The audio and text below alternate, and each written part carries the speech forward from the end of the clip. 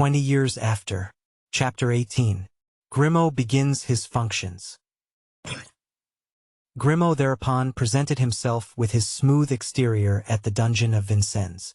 Now Monsieur de Chavigny piqued himself on his infallible penetration, for that which almost proved that he was the son of Richelieu was his everlasting pretension. He examined attentively the countenance of the applicant for place and fancied that the contracted eyebrows, thin lips, hooked nose, and prominent cheekbones of Grimaud were favorable signs. He addressed about 12 words to him. Grimaud answered in 4. "Here's a promising fellow, and it is I who have found out his merits," said Monsieur de Chavigny. "Go," he added, "and make yourself agreeable to Monsieur La Ramee, and tell him that you suit me in all respects." Grimaud had every quality that could attract a man on duty who wishes to have a deputy. So, after 1,000 questions which met with only a word in reply, La Ramee, fascinated by this sobriety in speech, rubbed his hands and engaged Grimaud. "My orders?" asked Grimaud.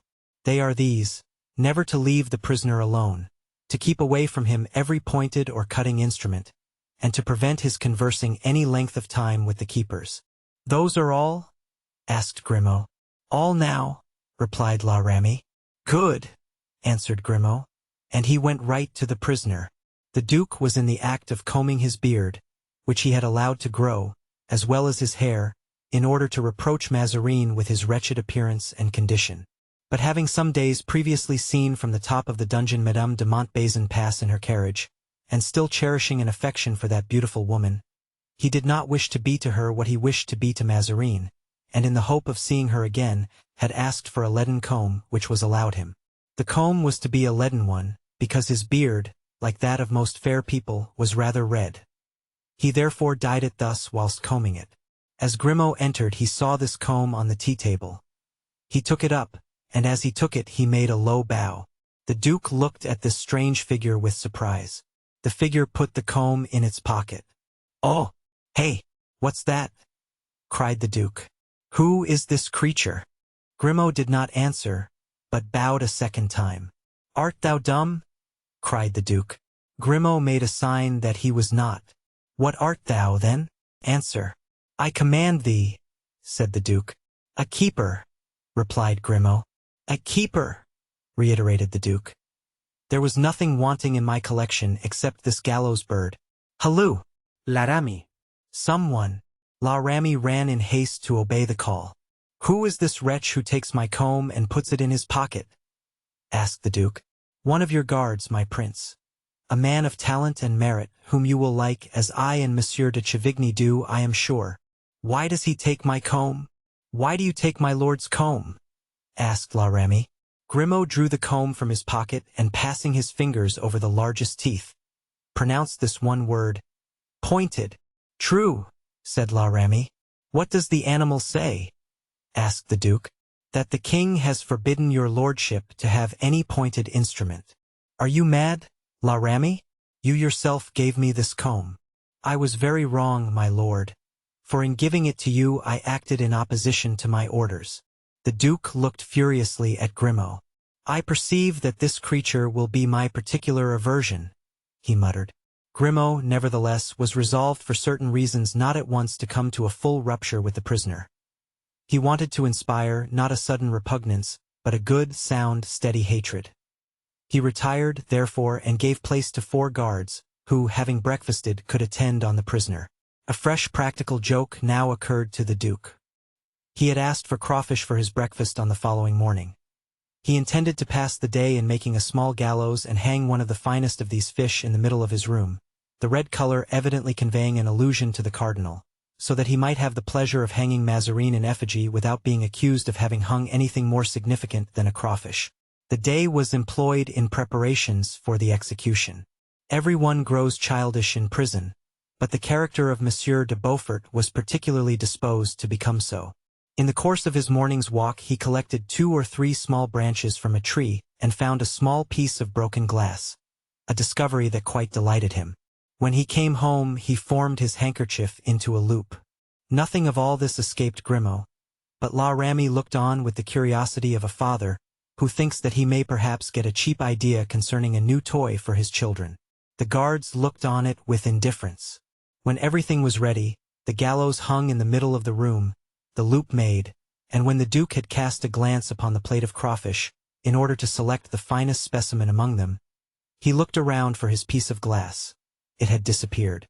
"Who has taken my piece of glass?" asked the Duke, frowning. Grimaud made a sign to denote that he had done so. "What? Thou again? Why didst thou take it?" "Yes, why?" asked La Ramee. Grimaud, who held the piece of glass in his hand, said, "Sharp." "True, my lord," exclaimed La Ramee. "Ah, deuce take it. We have a precious fellow here." "Monsieur Grimaud," said the Duke, "for your sake I beg of you, never come within the reach of my fist." "Hush! Hush!" cried La Ramee. "Give me your gibbet, my lord. I will shape it out for you with my knife." And he took the gibbet and shaped it out as neatly as possible. "That's it," said the Duke. "Now make me a little hole in the floor whilst I go and fetch the culprit." La Ramee knelt down and made a hole in the floor. Meanwhile the Duke hung the crawfish up by a thread. Then he placed the gibbet in the middle of the room, bursting with laughter.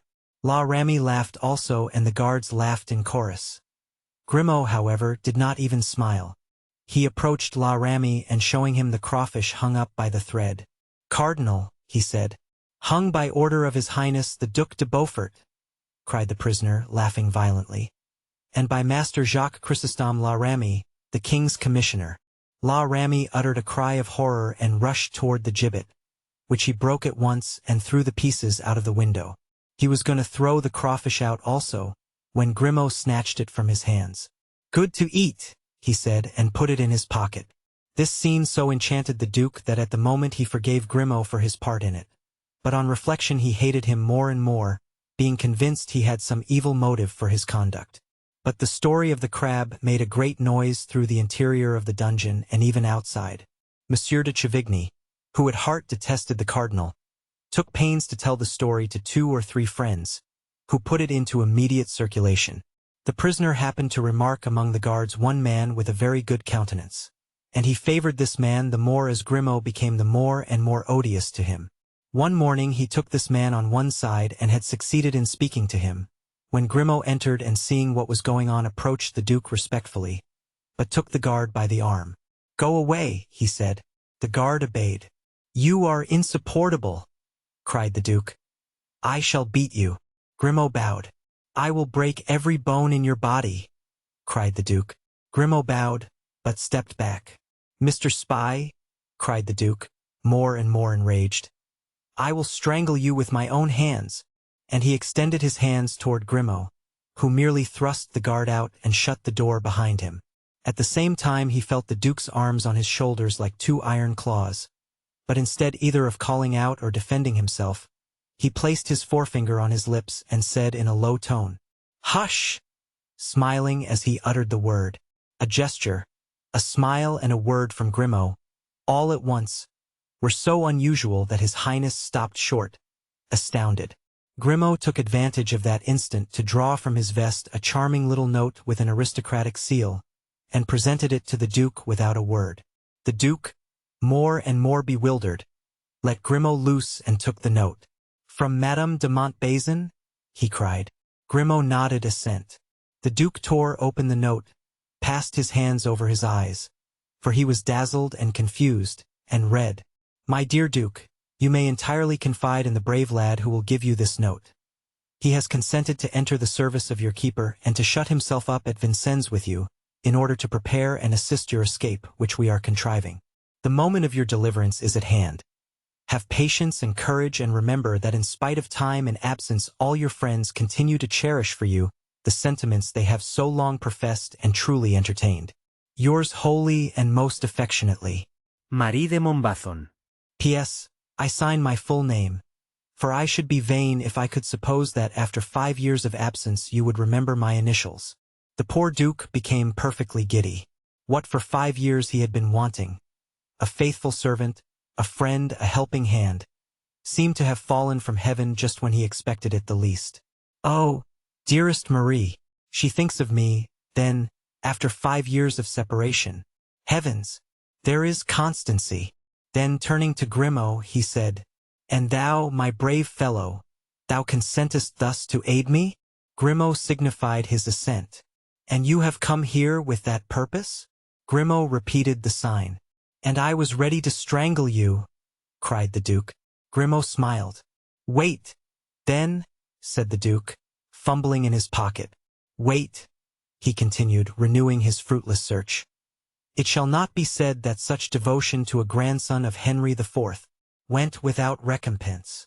The Duke's endeavors evinced the best intention in the world, but one of the precautions taken at Vincennes was that of allowing prisoners to keep no money. Whereupon Grimaud, observing the Duke's disappointment, drew from his pocket a purse filled with gold and handed it to him. "Here is what you are looking for," he said. The Duke opened the purse and wanted to empty it into Grimaud's hands, but Grimaud shook his head. "Thank you, monseigneur," he said, drawing back. "I am paid." The Duke went from one surprise to another. He held out his hand. Grimaud drew near and kissed it respectfully. The grand manner of Athos had left its mark on Grimaud. "What shall we do? And when? And how proceed?" "It is now 11, answered Grimaud. "Let my lord at 2 o'clock ask leave to make up a game at tennis with La Ramee, and let him send 2 or 3 balls over the ramparts. And then, your highness will approach the walls and call out to a man who works in the moat to send them back again." "I understand," said the Duke. Grimaud made a sign that he was going away. "Ah!" cried the Duke. "Will you not accept any money from me? I wish my lord would make me one promise." "What? Speak." "'Tis this, when we escape together, that I shall go everywhere and be always first. For if my lord should be overtaken and caught, there's every chance of his being brought back to prison, whereas if I am caught, the least that can befall me is to be hung. True, on my honor as a gentleman, it shall be as thou dost suggest." "Now," resumed Grimaud, "I've only one thing more to ask, that your highness will continue to detest me." "I'll try," said the Duke. At this moment La Ramee, after the interview we have described with the cardinal, entered the room. The Duke had thrown himself, as he was wont to do in moments of dullness and vexation, on his bed. La Ramee cast an inquiring look around him, and observing the same signs of antipathy between the prisoner and his guardian, he smiled in token of his inward satisfaction. Then turning to Grimaud, "Very good, my friend, very good. You have been spoken of in a promising quarter, and you will soon, I hope, have news that will be agreeable to you." Grimaud saluted in his politest manner and withdrew, as was his custom on the entrance of his superior. "Well, my lord," said La Ramee with his rude laugh, "you still set yourself against this poor fellow? So, 'tis you, La Ramee. In faith, 'tis time you came back again." I threw myself on the bed and turned my nose to the wall, that I mightn't break my promise and strangle Grimaud. "I doubt, however," said La Ramee, in sprightly allusion to the silence of his subordinate, "if he has said anything disagreeable to your highness." "Pardieu, you are right. A mute from the east. I swear it was time for you to come back, La Ramee, and I was eager to see you again." "Monseigneur is too good," said La Ramee, flattered by the compliment. "Yes," continued the Duke. "Really, I feel bored today beyond the power of description." "Then let us have a match in the tennis court," exclaimed La Ramee. "If you wish it." "I am at your service, my lord." "I protest, my dear La Ramee," said the Duke, "that you are a charming fellow, and that I would stay forever at Vincennes to have the pleasure of your society." "My lord," replied La Ramee, "I think if it depended on the cardinal your wishes would be fulfilled." "What do you mean? Have you seen him lately?" "He sent for me today." "Really? To speak to you about me? Of what else do you imagine he would speak to me? Really, my lord, you are his nightmare." The Duke smiled with bitterness. "Ah, La Ramee. "If you would but accept my offers, I would make your fortune." "How?" "You would no sooner have left prison than your goods would be confiscated." "I shall no sooner be out of prison than I shall be master of Paris." "Pshaw! Pshaw! I cannot hear such things said as that. This is a fine conversation with an officer of the king. I see, my lord, I shall be obliged to fetch a second Grimaud." "Very well, let us say no more about it." So you and the cardinal have been talking about me? La Rami, some day when he sends for you, you must let me put on your clothes. I will go in your stead. I will strangle him, and upon my honor, if that is made a condition, I will return to prison. Monseigneur, I see well that I must call Grimaud. Well, I am wrong. And what did the quaestor, pettifogger, say about me? I admit the word, Monseigneur, because it rhymes with minister. What did he say to me? He told me to watch you. And why so? Why watch me? Asked the Duke uneasily. Because an astrologer had predicted that you would escape. Ah, an astrologer predicted that? Said the Duke, starting in spite of himself. Oh, mon Dieu! Yes, those imbeciles of magicians can only imagine things to torment honest people. And what did you reply to his most illustrious eminence? That, if the astrologer in question made almanacs, I would advise him not to buy one. Why not? Because before you could escape you would have to be turned into a bird. Unfortunately, that is true. Let us go and have a game at tennis, La Rami. My lord, I beg your highness's pardon, but I must beg for half an hour's leave of absence. Why? Because Monseigneur Mazarin is a prouder man than his highness, though not of such high birth. He forgot to ask me to breakfast. Well, shall I send for some breakfast here? No, my lord. I must tell you that the confectioner who lived opposite the castle, Daddy Marteau, as they called him, well, he sold his business a week ago to a confectioner from Paris, an invalid, ordered country air for his health. Well, what have I to do with that? Why, good lord, this man, your highness, when he saw me stop before his shop, where he has a display of things which would make your mouth water, my lord, asked me to get him the custom of the prisoners in the dungeon.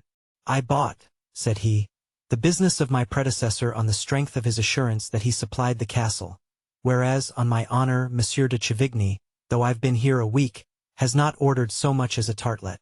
But, I then replied, probably Monsieur de Chavigny is afraid your pastry is not good. My pastry not good? Well, Monsieur La Rami, you shall judge of it yourself and at once. I cannot, I replied. It is absolutely necessary for me to return to the chateau. Very well, said he. Go and attend to your affairs, since you seem to be in a hurry, but come back in half an hour. In half an hour? Yes. Have you breakfasted? Fight. No. Well, here is a pâté that will be ready for you, with a bottle of old Burgundy. So, you see, my lord, since I am hungry, I would, with your highness's leave. And La Rami bent low. Go then, animal, said the Duke. But remember, I only allow you half an hour. May I promise your custom to the successor of Father Marteau, my lord? Yes, if he does not put mushrooms in his pies. Thou knowest that mushrooms from the wood of Vincennes are fatal to my family. La Rami went out, but in 5 minutes one of the officers of the guard entered in compliance with the strict orders of the cardinal that the prisoner should never be left alone a moment. But during these 5 minutes the Duke had had time to read again the note from Madame de Montbazon, which proved to the prisoner that his friends were concerting plans for his deliverance, but in what way he knew not. But his confidence in Grimaud, whose petty persecutions he now perceived were only a blind, increased, and he conceived the highest opinion of his intellect and resolved to trust entirely to his guidance.